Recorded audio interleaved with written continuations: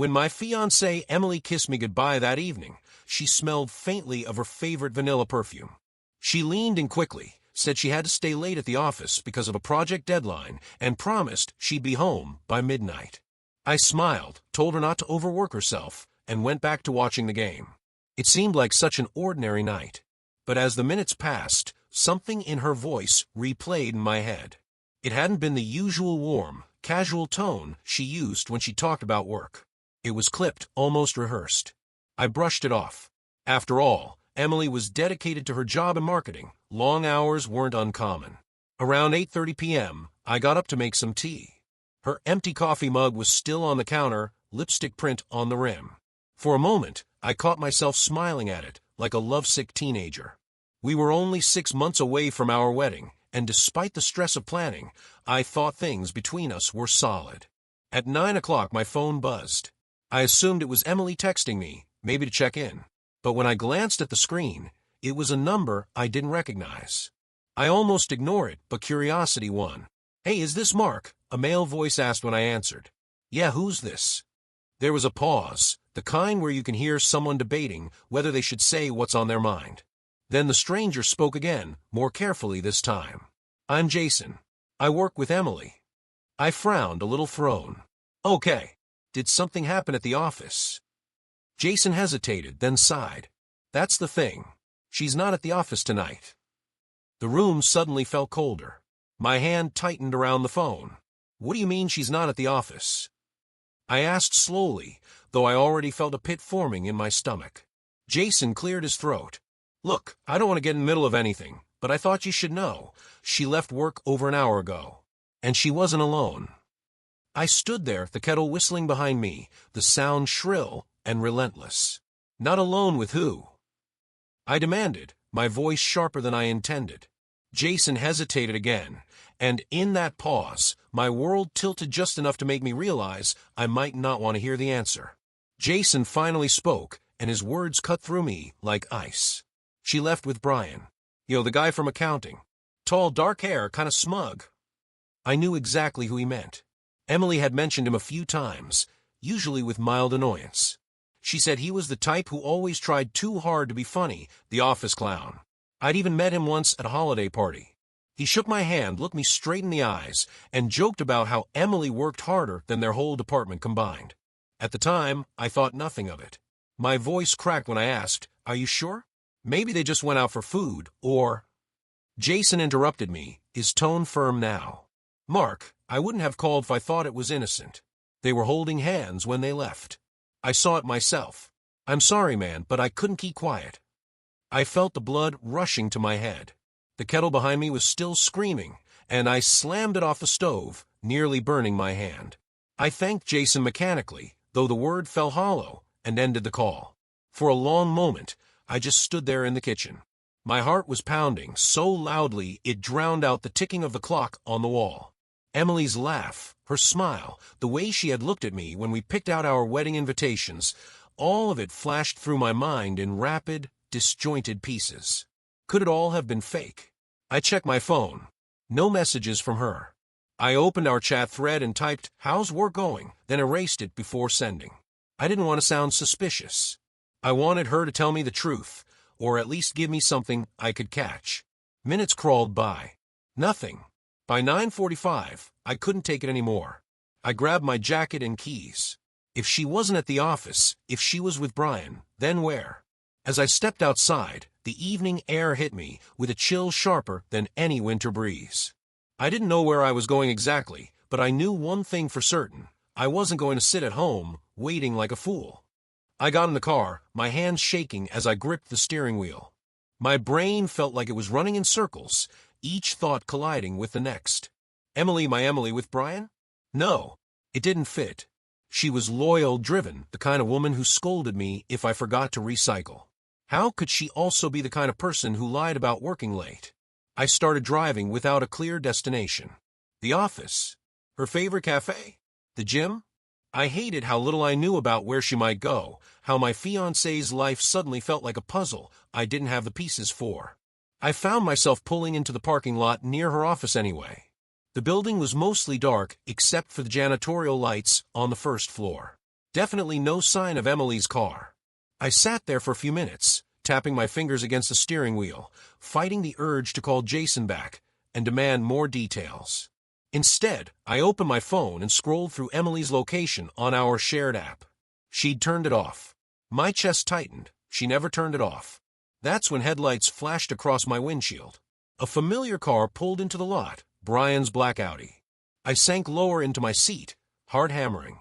The passenger door opened and Emily stepped out. She wasn't in her work blazer anymore. She had changed into a short floral dress I hadn't seen in months. She laughed at something Brian said and touched his arm casually, too casually. I couldn't breathe. They didn't even head toward the office. Instead, they walked to another car parked at the far end of the lot, Emily's own.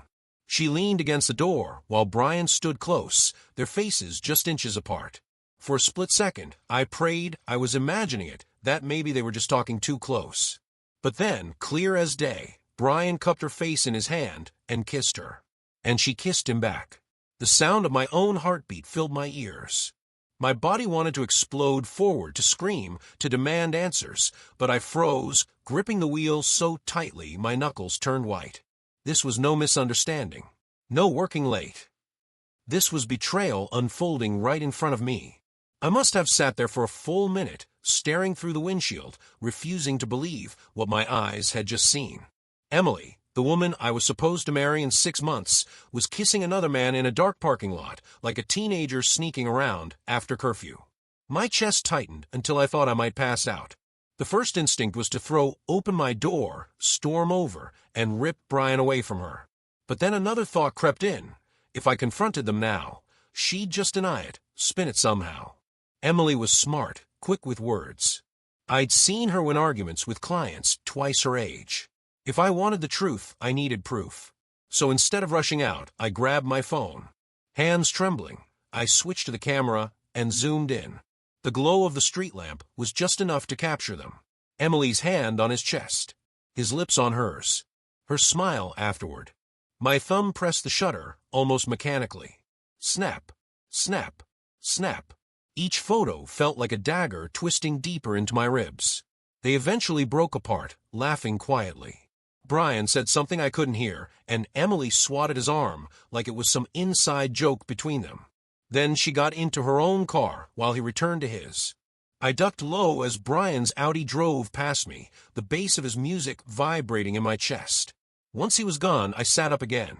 Emily didn't leave right away. She just sat there in her car, fiddling with her phone. A notification buzzed on mine seconds later. Sorry, babe, things are taking longer than I thought. Don't wait up if you're tired. Love you, Red Heart. The sheer audacity made me laugh out loud, a bitter, broken sound that didn't even feel like mine. There it was, the lie in real time. I didn't reply. I didn't move.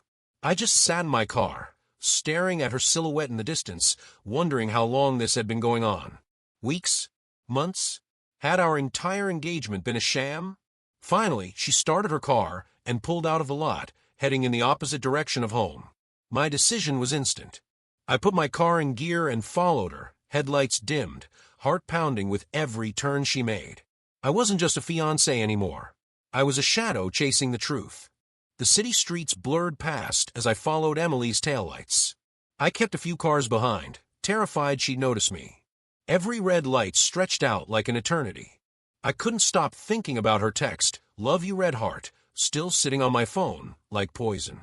She drove with a kind of ease, music faintly visible through her back window as her head bobbed slightly. She wasn't nervous. She wasn't acting like someone sneaking around with guilt. She looked comfortable, like this wasn't the first time. After about 20 minutes, her car slowed in front of a quiet apartment complex on the other side of town. Not ours. Not anywhere near her office. My stomach dropped. I parked across the street as she pulled into a spot, killed the engine, and stepped out.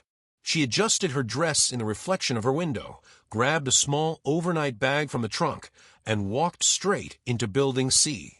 An overnight bag. I felt the blood drain from my face.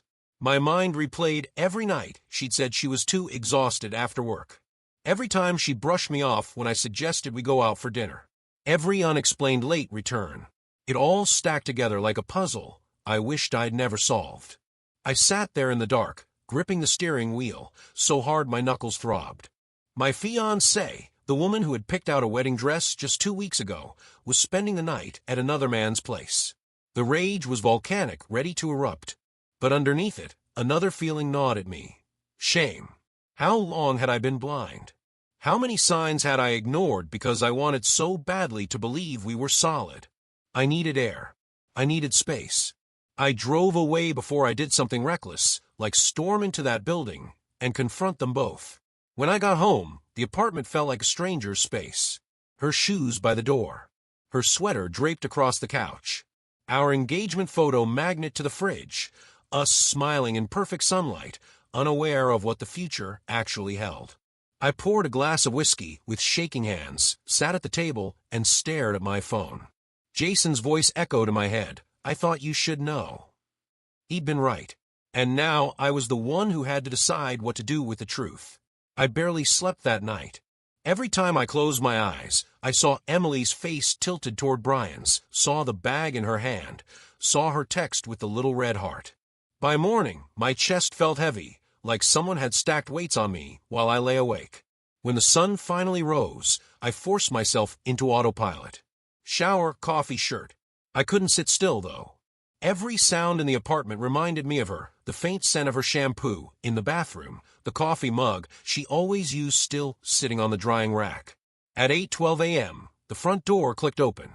Emily walked in like nothing had happened, her hair a little messy, her eyes bright. She wore the same floral dress, only now with a cardigan draped over her shoulders. "Morning," she said casually, setting her bag down by the door. "Sorry I'm late. The project ran way over, and I just crashed at Jen's place. Didn't want to drive home, exhausted." Jen. Her coworker, her excuse. I stared at her, tried to keep my face neutral. "Yeah." I managed. "Rough night." She smiled faintly, like she was touched by my concern. "The worst, but at least it's done." Then she walked over and kissed me on the cheek, the same lips I'd watched on Brian hours earlier. My stomach turned. I wanted to confront her right there. To shout, to demand answers, to tell her I knew everything. But something in me held back. Maybe it was shock. Maybe it was strategy. If I burst now, she'd deny it, twist it, gaslight me until I questioned my own memory. So I just nodded. "Glad it's over." She smiled, grabbed a water bottle from the fridge, and disappeared into the bedroom. I heard the sound of hangers sliding as she changed clothes. I sank onto the couch, my hands trembling. There she was, moving around our apartment like the fiancée I thought I knew, while the images from last night burned into my skull. I realized then, if I wanted to end this, I couldn't do it empty-handed. I needed proof so undeniable that she couldn't talk her way out of it. And I already had the photos. But I wanted more. The next few days felt like I was living two separate lives. On the surface, I played the role of the supportive fiancé, asking about her day, helping with dinner, even laughing at her stories. But underneath, I was a detective, quietly piecing together the cracks in her story. Every excuse she gave me, I measured against the truth I had seen. Every "working late" set my blood boiling. On Wednesday, she claimed she had a client dinner. I watched her slip into a sleek black dress and heels, kissing me lightly before heading out. Minutes later, I texted Jason, "Do you know if there's actually a client dinner tonight?" His reply came fast, "Nope. Nothing scheduled." "She's lying again, man." I thanked him, then got in my car. Sure enough, I spotted her later that evening, 2 blocks from Brian's apartment. This time, they weren't cautious. They walked side by side down the street, laughing, her hand hooked around his arm. She looked happy, radiant in a way I hadn't seen in months. I parked far enough away not to be noticed and snapped more photos. Each click of the camera felt like ripping my own chest open wider, but I kept going. I needed every angle, every undeniable shot. By the time I got home, my phone was filled with images that told the story better than words ever could. Emily kissing Brian in the street. Brian's arm around her waist. The way she leaned into him, her smile unguarded and real. That night, lying beside her in bed, I stared at the ceiling while she slept soundly, her back turned to me. She looked peaceful, as though nothing was wrong, as though the world she built on lies was perfectly intact. I realized then that I couldn't keep pretending much longer. The evidence was heavy in my pocket, and every day I waited, it was eating me alive. The question wasn't if I'd confront her. It was when, and how hard. Thursday evening, I sat at the kitchen table with my laptop open, the folder of photos staring back at me. Each picture was like a blade, cutting deeper every time I clicked through. Emily with Brian outside his apartment. Emily kissing him in the parking lot. Emily laughing, looking at him the way she used to look at me. My chest ached, but strangely, I also felt a growing calm. For the first time, the fog of doubt was gone. I wasn't paranoid. I wasn't imagining things. I had the truth frozen in pixels. When Emily came home, she dropped her bag and smiled like everything was normal. "Hey, babe," she said, walking over to kiss me. I tilted my head away. She paused, frowning. "What's wrong?" I looked at her for a long moment, fighting the urge to just throw the laptop in front of her and watch her face collapse. But I didn't. Not yet. Instead, I said, "We need to talk this weekend. About us." Her eyes flickered, a flash of something, maybe panic, maybe guilt, but she quickly covered it with a soft smile. "Of course. But can it wait? I've got another late night ahead. Big deadline." Another lie. I just nodded, pretending to accept it. "Sure. This weekend." She kissed my cheek, grabbed her keys, and left. The door shut, and I sat there in silence, the walls of our apartment closing in on me. This wasn't just about heartbreak anymore. It was about betrayal, disrespect, humiliation. She had turned me into a fool, and I was done playing that part. That night, I messaged Jason again. "I've got what I need. Thanks for telling me the truth. You were right." His reply came quickly. "I'm sorry, man. I know this isn't easy. But you deserve better than her." Better. The word echoed in my mind as I stared at the engagement photo on the fridge. Emily in her white dress, me in my suit, both of us smiling at a future that no longer existed. I decided then. The wedding was off. But Emily wouldn't hear it from a phone call or a quiet sit-down. She was going to see everything. By Saturday, I had a plan. Emily thought we were spending the evening going over wedding details with her parents, guest lists, seating charts, flower arrangements. Instead, I was going to pull the rug out from under her perfect little performance. I transferred the photos from my phone to a USB drive and set them up in a slideshow on my laptop. No commentary, no spin, just the raw truth. I wanted her to see what I had seen. I wanted her family to see it too. That afternoon, we drove together to her parents' house. Emily hummed along to the radio, her hand resting lightly on my knee as if nothing was wrong. I stared out the window, my jaw tight, barely responding. She didn't notice. Or maybe she thought my silence was nerves about wedding planning. When we arrived, her mom greeted us warmly, her dad clapped me on the back, and we all sat down at the dining table. Emily started pulling out her binder of plans, chattering about venues and catering. I let her talk for a few minutes before I finally spoke. "Actually," I said, cutting her off mid-sentence, "before we get into all that, there's something important I need to show everyone." Emily blinked. "What do you mean?" I pulled out my laptop, placed it on the table, and clicked play. The first photo filled the screen. Emily and Brian in the parking lot, his hand on her face, their lips pressed together. The room went dead silent. Her mom gasped. Her dad's jaw dropped. Emily's face drained of color. "Mark," she stammered, her voice trembling. This isn't what it looks like." I clicked to the next photo. Emily laughing, Brian's arm around her waist. Another photo, the overnight bag. Another, them outside his apartment. "Really?" I said coldly, "because it looks exactly like what it is. You've been lying to me, to your family, to everyone. And I'm done." Her father turned to her, his face red with anger. "Emily, is this true?" She opened her mouth, closed it again, then whispered, "I can explain." But there was no explanation left. The truth was already burned into the screen. By Saturday, I had a plan. Emily thought we were spending the evening going over wedding details with her parents, guest lists, seating charts, flower arrangements. Instead, I was going to pull the rug out from under her perfect little performance. I transferred the photos from my phone to a USB drive and set them up in a slideshow on my laptop. No commentary, no spin, just the raw truth. I wanted her to see what I had seen. I wanted her family to see it too. That afternoon, we drove together to her parents' house. Emily hummed along to the radio, her hand resting lightly on my knee as if nothing was wrong. I stared out the window, my jaw tight, barely responding. She didn't notice. Or maybe she thought my silence was nerves about wedding planning. When we arrived, her mom greeted us warmly, her dad clapped me on the back, and we all sat down at the dining table. Emily started pulling out her binder of plans, chattering about venues and catering. I let her talk for a few minutes before I finally spoke. Actually, I said, cutting her off mid-sentence, before we get into all that, there's something important I need to show everyone. Emily blinked. What do you mean? I pulled out my laptop, placed it on the table, and clicked play. The first photo filled the screen.